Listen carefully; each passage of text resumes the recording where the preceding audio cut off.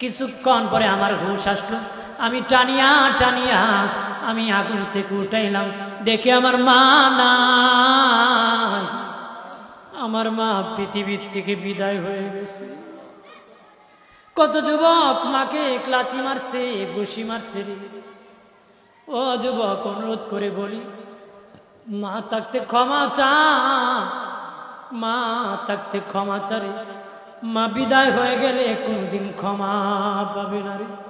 আজকে যে কয় মা, মার দিলটা এত নরম, মা বলতে দেরি, মা ক্ষমা করতে দেরি করবে না রে। কথা বলেন ঠিকই না? মাপ চাইতে দেরি, ক্ষমা করতে মা দেরি করবে। ডেকে বলে আল্লাহর ওলি। তখন আমি বুঝতে পারলাম কার কথা, কার লাথি মেরে হত্যা করলাম, কি করলাম রে। 3টা তালাক দিয়ে আমার বউরে আমি বিবিরে আমি বিদায় দিছি। 3টা তালাক দিয়ে আমার বিবিরে বিদায় দিছি। তারপরে আল্লাহর ওলি অনেক কান্না করেছি, শান্তি লাগে না। যেই মা বাবা মরে গেল, আমি পেটে থাকতে মানুষের বাড়ি কাজ করিয়া জীবন বাঁচাইল। আমি পৃথিবীতে আসার পরে আমার মা ছোট কালে আমাকে কিছু করতে দেয় না, মানুষের বাড়ি কাজ করে করে খাওয়াইছে। আমার মা আমি যখন কাজ করতে শিখছি, শখ করে আমার বিয়ে করাইছে। আজকে আমি আমার মাকে লাথি মেরে হত্যা করে ফেললাম, আগুনে ফালা হত্যা করে ফেললাম রে। ওগো আল্লাহর ওলি, আমি বড় অনুতপ্ত হলাম। মনে মনে চিন্তা করলাম, যে পা দিয়ে আমার লাথি মারছি, পা আমি রাখবো না। যে পা দিয়ে আমার লাথি মারছি, পা আমি রাখবো না। নিজ হাতে আমার পাটা আমি কেটে দিছি। এরপরে অন্তরে শান্তি লাগে না। আমি শুনেছি মাকামে ইব্রাহিমের পাশে নাকি আল্লাহ দোয়া করে, মাকামে ইব্রাহিমের পাশে নাকি আল্লাহ দোয়া করে। প্রতি বছর আমি মাকামে ইব্রাহিমের পাশে আসি, এইভাবে কান্না করতেছি। এরপরও তো কোনো ক্ষমার সংকেত শুনি না। আল্লাহর ওলি শিবলি নুমানি সেজদায় পড়ে কয়, মালিক আল্লাহ, ও মালিক। সেইভাবে তার মার জন্য কষ্ট দিয়ে অনুতপ্ত হয়েছে, কান্না করতেছে, পা কেটে দিয়েছে, মাকামে ইব্রাহিমের পাশে কান্না করতেছি। অনেক বছর ধরে কান্না করতেছি। আল্লাহকে শিবলি তাকে জানিয়ে দাও, অনেক বছর নয়, কিয়ামত পর্যন্ত যদি মাকামে ইব্রাহিমের পাশে ও কান্না করে, আমি আল্লাহ তারে ক্ষমা করব না রে। কিয়ামত পর্যন্ত যদি মাকাম ইব্রাহিমের পাশে সে কান্না করে, আমি ক্ষমা করব না। কান্না করে আমার সাথে লাভ নাই। তার মা যদি ক্ষমা না করে, আমি আল্লাহ তারে ক্ষমা করব না। আল্লাহর ওলি শিবলি নুমানি বলে, যুবক রে, রে যুবক, এইখানে কাঁদিয়া লাভ নাই, মায়ের কাছ থেকে ক্ষমা আনতে হবে। চল তোর মার কবরের পাশে। আল্লাহর ওলি কবরের পাশে নিয়ে গেলেন, এলহাম করলেন কবরের সাথে। মাকে ডেকে বললেন, মা, তোমার সন্তান তোমারে কষ্ট দিয়েছে, দুঃখ দেওয়ার কারণে কান্না করতেছি, আল্লাহ ক্ষমা করবে না তুমি যদি ক্ষমা না করো। আল্লাহর ওলি শিবলি নুমানি মাধ্যমে তার মার কাছ থেকে ক্ষমা এনে আল্লাহ ক্ষমা করে দিয়েছে। একটু চিল্লায় বলি আল্লাহু আকবার। তার তো কপাল ভাগ্য, সুযোগ হয়েছিল রে যুবক, তোমার তো এই সুযোগ হবে না। এখন ক্ষমা নিয়ে যাও, মায়ের কাছ থেকে ক্ষমা নাও। মা তোমার জান্নাত, মা তোমার জাহান্নাম। 3টা নাম মুখে দিতে বড় ভালো লাগে। মা, বাবাজি আল্লাহর নাম নিতে ভালো লাগে, নবীর নামে দুরূদ পড়তে ভালো লাগে। মা মা, বাবা বাবা বলে ডাকতে বড় ভালো লাগে। 80 বছরের সন্তান হয়ে গেছে বুড়া, তারপর আম্মা বলতে লজ্জা বোধ করে না রে। কথা পারে কিনা? এই জন্য অনুরোধ করে বলি, ও মোহনপুরের মা বোনেরা, অনুরোধ করে বলি, তোমরা তোমাদের শাশুড়ির কদর করবা। যারা শাশুড়ি আছে বৌমার কদর করবা। যারা স্বামী আছে স্ত্রীকে মহব্বত করবা। যারা সন্তান আছে মা বাবাকে মহব্বত করবা গো, মা বাবাকে মহব্বত করবা, মা বাবাকে মহব্বত করবা। এলাকার মা বোনেরা লাল শাড়ি পরিয়া বিয়ে হয়ে বাবার বাড়ি থেকে স্বামীর বাড়ি এসেছিল গো, যেদিন তুমি মরে যাবা সাদা কাপড় পরায়া কবরে রাখা হবে। বিদায়ের দিন কি দেওয়া হবে? সাদা কাপড়। আসছিলা লাল কাপড় দিয়ে। এই জন্য বেশি বাড়াবাড়ি করার দরকার নাই। ইসলাম যেভাবে বলছি সেভাবে শান্তি প্রতিষ্ঠিত করো, নিজের শাশুড়িকে নিজের মা মনে করো, আদর করো। যারা শাশুড়ি আছেন আপনারা আপনাদের সন্তানদেরকে, আপনাদের ছেলের বউদেরকে আদর করো, মায়া করো। রাজি আছি? যেরকম রাজি আছি। আমি গরিব মানুষ, প্রতিদিন ছাগল রাখতাম, মরুভূমিতে ছাগল রাখতাম গল লাগু। বিকালবেলা ছাগল নিয়ে বাসায় ফিরতাম, বিকালবেলা দুধ দহন করে আমার মা বাবাকে সর্বপ্রথ আমি খাওয়াইতাম, তারপরে আমার বাচ্চাদেরকে খাওয়াইতাম, তারপরে আমি আমার বিবি খাইতাম। একদিন আস্তে আস্তে রাত হয়ে যায়, আসিয়া দেখি দুধ দহন করে আমার মা বাবা ঘুমায় পড়েছে। আমি আমার মা বাবাকে না খাওয়াইলে কাউকে আমি খাওয়াই না। সন্তানরা সারা রাত কান্না করেছে, তারপরে দুধ পান করাই নাই। সকাল হয়ে গেলে আমার মা বাবা যখন ঘুম থেকে উঠেছে তখন আমি দুধ পান করাইছি, সন্তানদেরকে খাওয়াইছি, আমি আর আমার বিবি খাইছি। আল্লাহ, আমার মা বাবার সেবাটা যদি ওই দিনে তোমার কাছে পছন্দ হয়ে থাকে, এর উসিলায় গুহা থেকে মুক্তি দাও। আল্লাহ কয় ফেরেশতা যাও, ফেরেশতারা যাও, পাথরের 3 ভাগের 1 ভাগ সরায়া দাও। সুবহানাল্লাহ বলি। পাথরের 3 ভাগের 1 ভাগ সরায়া দাও। দ্বিতীয় বন্ধু আল্লাহর কাছে কাল লাগো, আমার বাড়ির মধ্যে একটা লোক কাজ করতো, সারাদিন কাজ করলে 1 পারাক চাল পাবে। সে সারাদিন কাজ কিয়া কমনি, আমার পাওনা আমাকে দিয়ে দাও। আমি মাপিয়া দুখিয়া 1 পারাক চাল দিয়ে দিলাম। আমাকে মনিব এখন আমার দরকার নাই, তোমার কাছে আমানত রেখে গেলাম 1 পারাক চাল, যেদিন আমার দরকার সেদিন আমি নিব। বহুদিন হয়ে যায়, ও মালিক তার পাওনা সে নেয় না। আমি তখন বাজারে চালটা বিক্রি করে ছাগল কিনলাম, ছাগল বাড়তে গরু কিনলাম, গোয়ালঘর বানালাম, রাখলাম। বহুদিন পরে আল্লাহর বান্দা বহুদিন আমি 1 পারাক চাল রেখেছিলাম বহুদিন আগে, আমার আমানত আমার ফিরে দাও। তখন আমি ডেকে বললাম, যাও গোয়ালঘরে যাইয়া গরুগুলা নিয়ে যাও। মারহাবা বলেন না। তখন সে বলে, ও আল্লাহর বান্দা, ঠাট্টা করো কেন, মস্কারি করো কেন? আমি 1 পারাক চাল পাই, তোমার গোয়ালঘর থেকে গরু কেন নিব? আল্লাহর কসম বলি, ওরে আল্লাহর বান্দা, এটা তোর আমানত। 1 পারাক চাল বিক্রি করে আমি ছাগল কিনছি, তারপরে গরু কিনছি, গোয়ালঘর বানাইছি, রাখছি। এটা তোমার পয়সার আমানত এত বেশি হয়েছে, গোটা আমানতদারি দিয়ে আল্লাহ গো আমি তারে সেদিন বিদায় দিয়েছি। ইচ্ছা করলে 1 পারাক চাল দিলে বিদায় হয়ে যেত, আমি গোটা আমানতদারি দিয়েছি। এর উসিলায় আমাকে মুক্তি দান করে দাও। আল্লাহ কই ফেরেশতা যাও, বাকি পাথরের 2 ভাগের আর 1 ভাগ সরায়া দাও। আর ধরে তৃতীয় বন্ধু বলে, আল্লাহ আমার একটা চাচাতো বোন ছিল মালিক, আমি তারে বড় ভালোবাসতাম, পছন্দ করতাম, সে কোনো রকম ভাবে রাজি না। তখন সে একদিন 100 টাকা তার ধার দরকার, 100 টাকা ধার দরকার।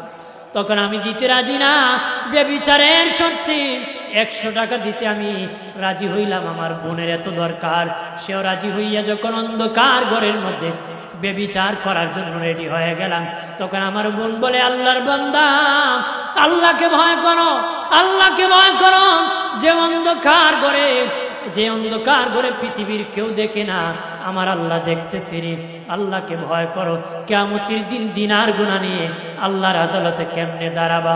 আল্লাহ গো, ইচ্ছা করলে আমি জিনা করতে পারতাম, সেদিন তোমার ভয়ে আমি জিনা করি নাই। ওইটা যদি তোমার কাছে পছন্দ হয় থাকে, এর উসিলায় গুহার থেকে মুক্তি দাও। আল্লাহকে ফেরেশতা যাও, পাথরের বাকি অংশ সরায়া 3 বন্ধুর হাতে ধরিয়া গুহার থেকে উঠায় দাও। তাহলে মা বাবার সেবা করলে বিপদ থেকে বাঁচা যায়, মা বাবার সেবা করলে বিপদ থেকে বাঁচা যায়, আমানতের হেফাজত করলে বিপদ থেকে বাঁচা যায়, গুনাহ থেকে বাঁচলে বিপদ থেকে বাঁচা যায়। কথা বলেন ঠিক কিনা? দুশি পরে আল্লাহুম্মা সাল্লি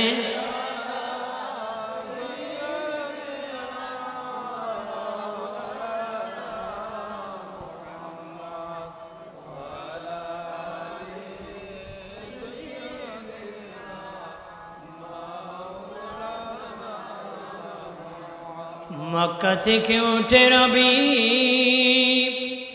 মদিনাতে ডুবে যায়। মক্কাবাসী চিনল না যাহাকে, মদিনাবাসী সালাম জানায় আল্লাহুম্মা।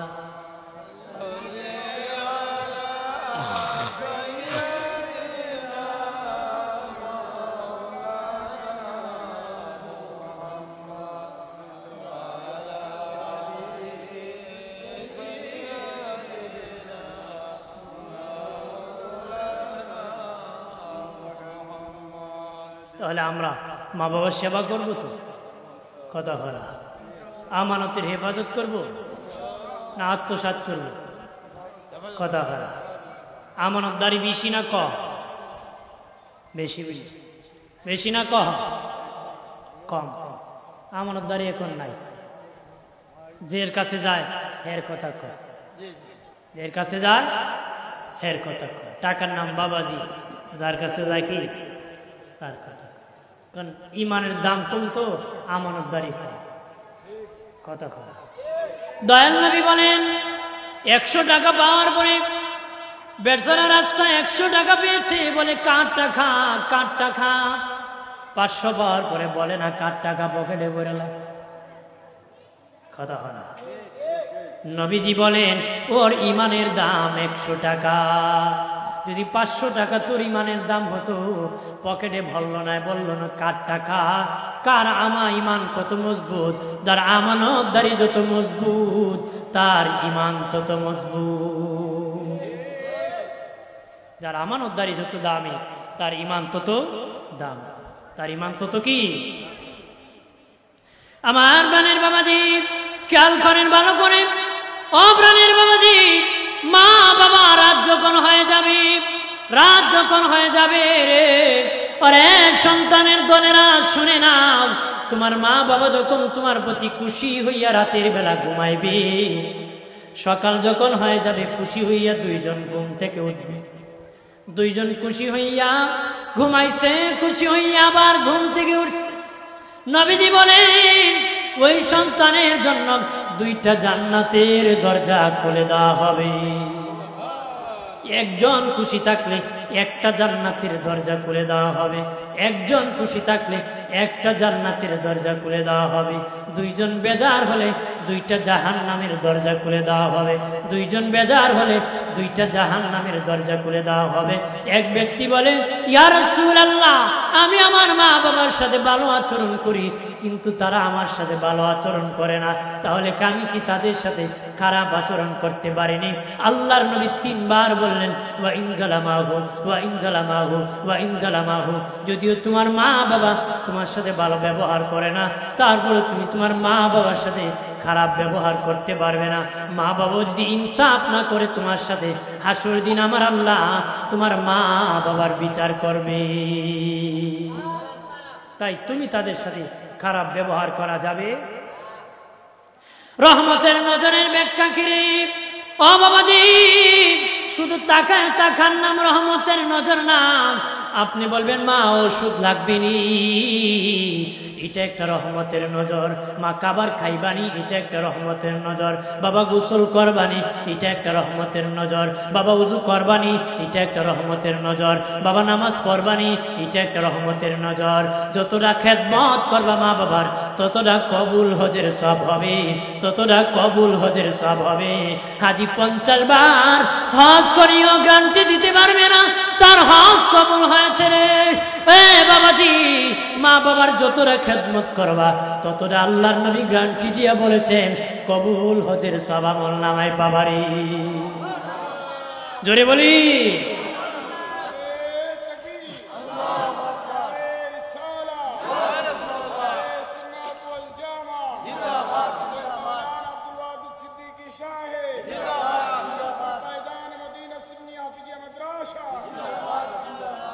মা এমন একটা জিনিস, মা এমন সম্মানিত ব্যক্তি বাবাজি, যাদের দোয়ায় তুমি জান্নাত পাবা, নতুবা বগদয় জাহান্নাম পাবা।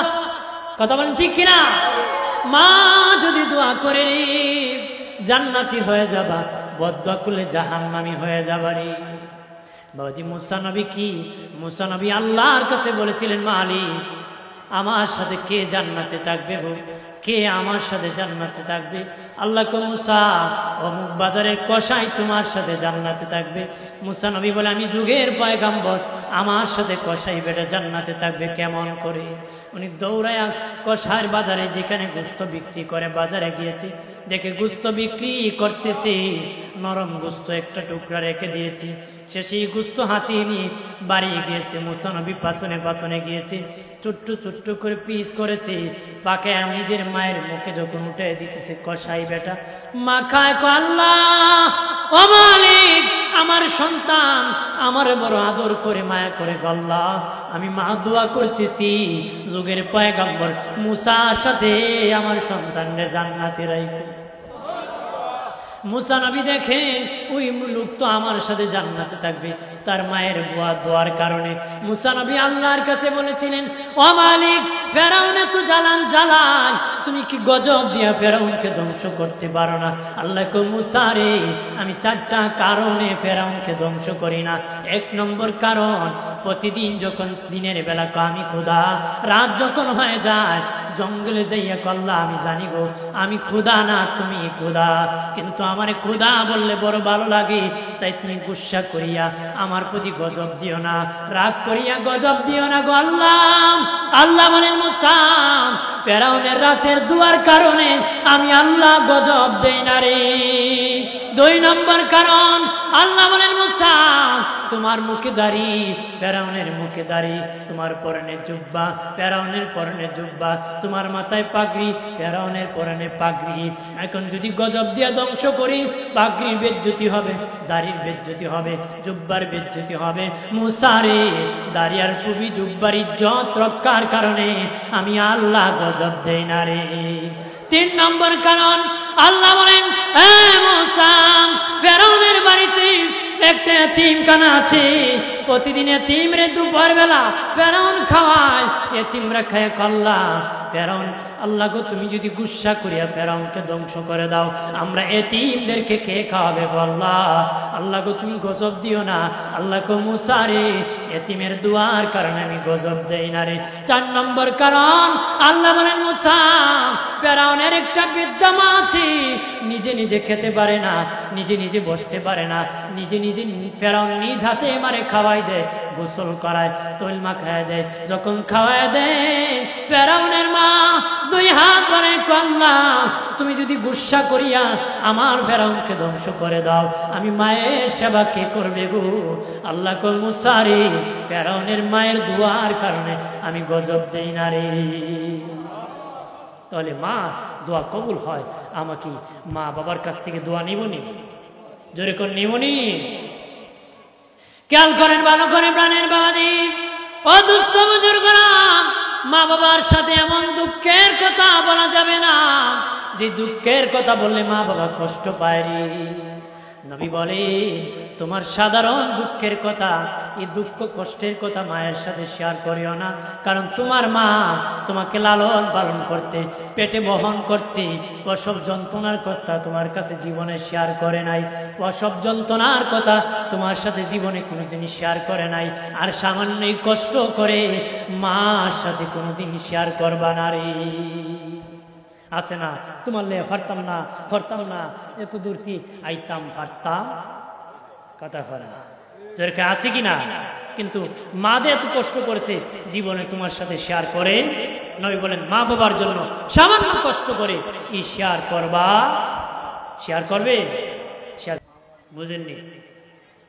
আমার মা বাবা আমাকে প্রথম পাওনা দিতে হবে, আগে সন্তানের পাওনা, তারপরে কি সন্তান বড় হলে দিবে পিতামাতার।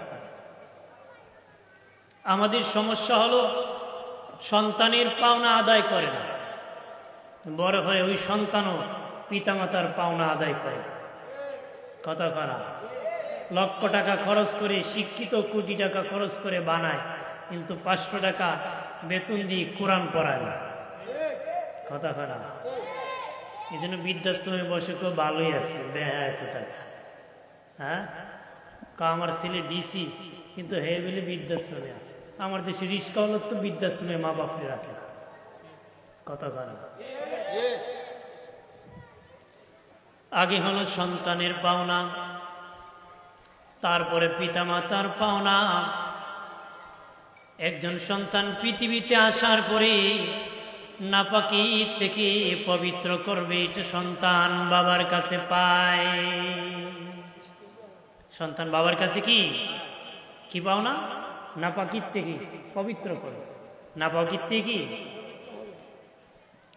এরপরে বানা পাওনা হলো ডান কানে আজান দিবি, বাম কানে একামত দিবি। অনেক মা বাবা আছে আজানও দেয় না, একামত দেয় না। বাবাজি, এটা কোন আজান কোন একামত? যেদিন তোমার সন্তান মারা যাবে সেদিন একটি নামাজ হবে, সেই নামাজে আজানও হয় না, একামত হয় না। এটা তো পৃথিবীতে আসার পরে আজান একামত হয়ে গেছে। কিন্তু যে দিল না, বাচ্চার জানাজাটা আজান আর একামত সারা হলো, এটা বাবা মা পাওনা আদায় করে না। কতক্ষণ ঠিক কিনা? এই বাবা মার দোষের কারণে সন্তান বিনা আজানে বিনা একামতে দাফন হয়। কথা বলেন না? আমার প্রাণের দুস্থ বুজুর্গরা, খেয়াল করেন ভালো করিয়া। এরপরে সপ্তম দিন ভালো একটা নাম রাখবি, মাথা মুন্ডন করবি, ভালো একটা নাম রাখবে, ভালো নাম। ওই নাম সন্তান বাবার কাছে পায়। সন্তান বাবার কাছে কি পাওনা? কিরকম নাম? ভালো নাম। বেবিটি স্কিরপুলা বাম্পার নাকি? কথা কয় জোরে কর। কত ডিজাইনের নাম আছে। মানুষ সাকি ইসলামের ধারেই নাই, ইসলামের কি ধারে নাই, এরকম না। এক ব্যক্তি এসে হযরত ওমর ফারুক রাদিয়াল্লাহু তাআলার কাছে বিচার দিয়েছিল, আমিরুল মুমিনিন, আমার ছেলে কথা শুনে না। উনি বলেন, তুমি ছেলের পাওনা আদায় করছো নি? করছি। দেখি সপ্তম দিন কি নাম রাখছো? সে বলল জুহুল রাখছে। উনি বলেন, সপ্তম দিন ছেলের পাওনা দিয়ে নয়, ছেলেও বড় হইয়া তোমার পাওনা দেয় না, কারণ এটা তো কোনো নামই হতে পারে না। আমরা রাখি জুয়েল, এল আর উইলের পার্থক্য। হাজিরিন, সেই জন্য ধর্মের নাম রাখতে হবে যেটা সাপোর্ট করে। হাসরের দিন সন্তানকে তার পিতার নাম ধরে, অমুকের সন্তান অমুক ধরে ডাকা হয়, কি হবে? ডাকা হবে। নামের কারণও কবরে আযাব মাফ হয়ে যেতে পারে, নামের কারণে হাসরের মাটি নাজাত হয়ে যেতে পারে। সুবহানাল্লাহ বলি, আর জোরে বলি। যদি নাম রাখেন খাদিজা, আমার আল্লাহ ডাকবেন খাদিজা, সব খাদিজা দাঁড়িয়ে যাবি। আল্লাহ বলি, না না, আমার বন্ধু হাবিবুল্লাহ মুহাম্মাদুর রাসূলুল্লাহর বিবি খাদিজাকে ডাকছি। ওই অন্য নারীরা বলবে, আল্লাহ আমাদের তো আমাদের মা বাবা খাদিজা রাখছি। আল্লাহ বলবেন, তোদের মা বাবা তোদের নাম খাদিজা রেখেছে, এত সুন্দর নাম রাখার কারণে তোদেরকেও মাফ করে দিয়েছি, তোদের মা বাপকেও মাফ করে দিয়েছি, তোদের নাম যারা রেখেছিল তাদেরকেও আমি আল্লাহ ক্ষমা করে দিয়েছি। তাদেরকেও কি আমি আল্লাহ ক্ষমা করে দিয়েছি। আমাদের কাজী জসিমউদ্দিন হুজুর মনে আসছেন, চলে আসেন। সেই পড়ি, আল্লাহুম্মা সাল্লি মাওলানা মুহাম্মদ ওয়া আলা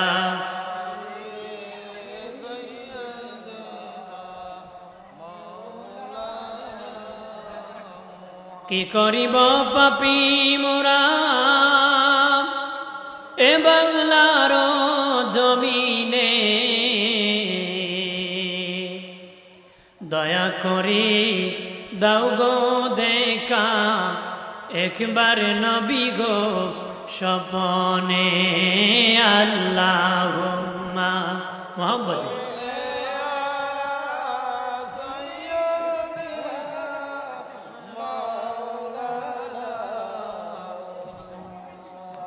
ওয়ালা আলী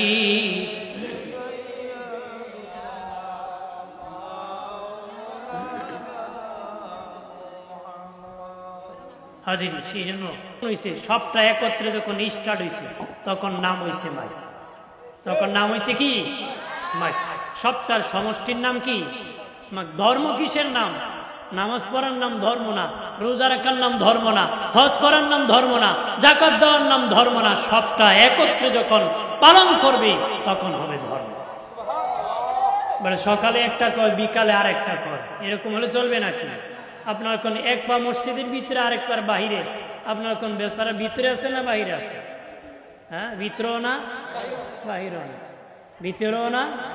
আমরা মুসলমান এমন সুরতে চলে, এবারে মুসলমান কইলেও ভুল হয়, না কইলেও ভুল কথা। এবারে যেমন ভিতরে কইলেও ভুল, বাইরে কইলেও ভুল। মুসলমানের এমন সুরত ধরছে, হেরে মুসলমান কইলেও ভুল হয়, না কইলেও ভুল হয়। এরকম হলে চলবে নাকি?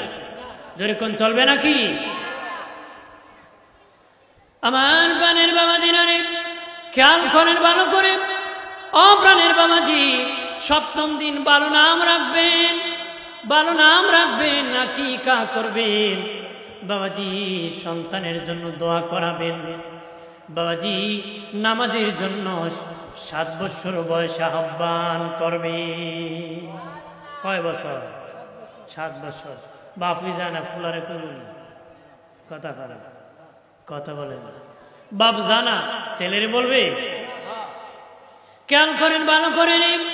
ও বাবাজি সপ্তম বছর বয়সে নামাজের জন্য আহ্বান করবেন, তাহলে ইমানের দাওয়াত আগিয়ে দিতে হবে, ইমানের দাওয়াত আগিয়ে দিতে হবে।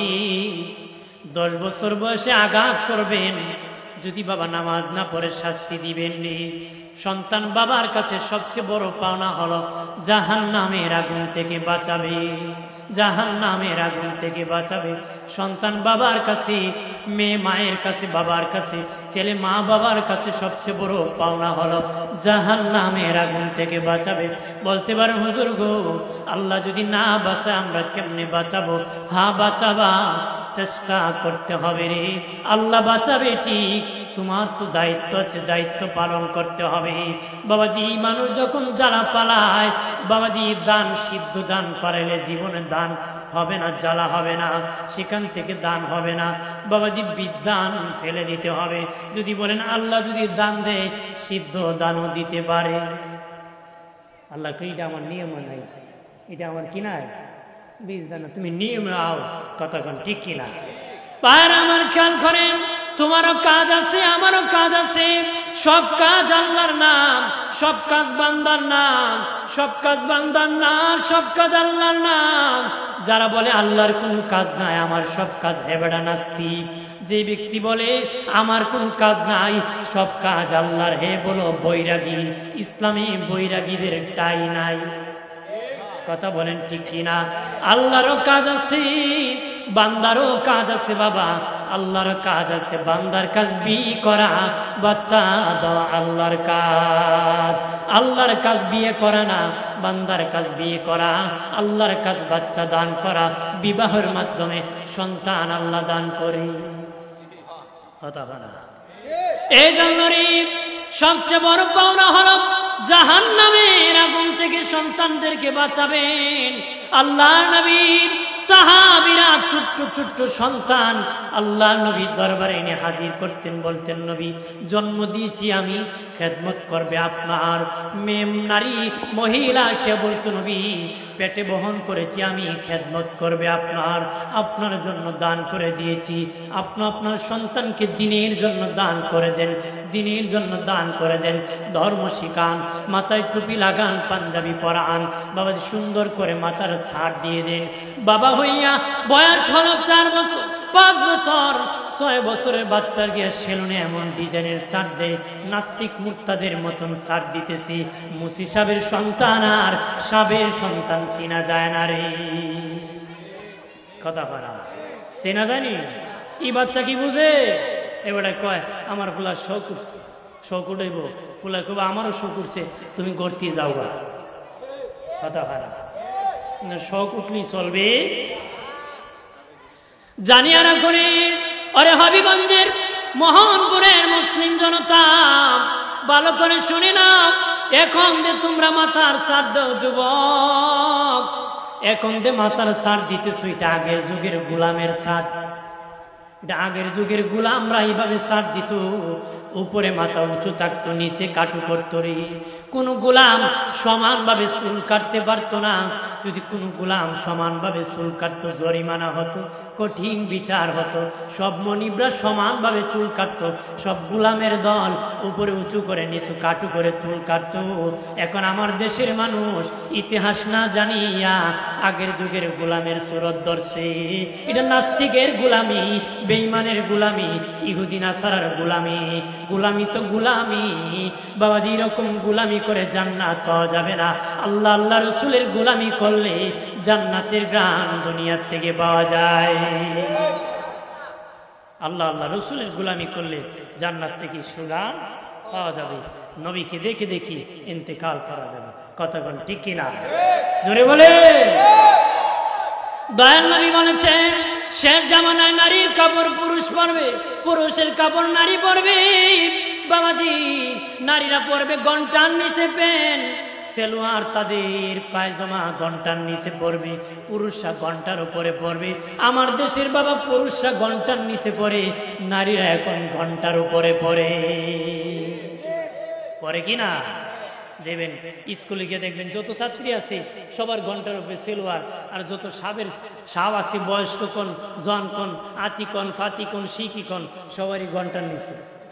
হেসরা এটা বলে হ্যাশন হয়ে গেছে। কত করা না রেশন দিব আসরের মাঝে।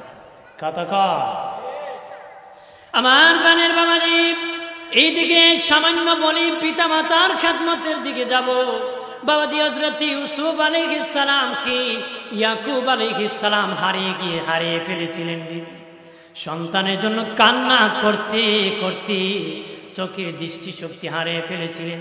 ওনার দৃষ্টিশক্তি ফিরার পরে ওনার সন্তানের সাথে যখন আল্লাহর হুকুমে সাক্ষাৎ হয়, হযরত ইউসুফ নবী ওনার বাবা ইয়াকুব নবীকে বলেছিলেন, বাবা আপনি কি তকদির বিশ্বাস করেন না? ইয়াকুব নবী কয়, বাবা আমি তো শুধু মুসলমান না, আমি আল্লাহর পয়গম্বর, অবশ্যই আমি তকদির বিশ্বাস করি। হযরত ইউসুফ নবী বলেছিলেন, বাবা তাহলে কেন কান্না করেছিলেন? আমি যদি সুখে থাকি, তকদিরে সুখ থাকি, আপনার পাশেও সুখে থাকবো। যদি সুখ থাকে দূরে আমি সুখে থাকবো।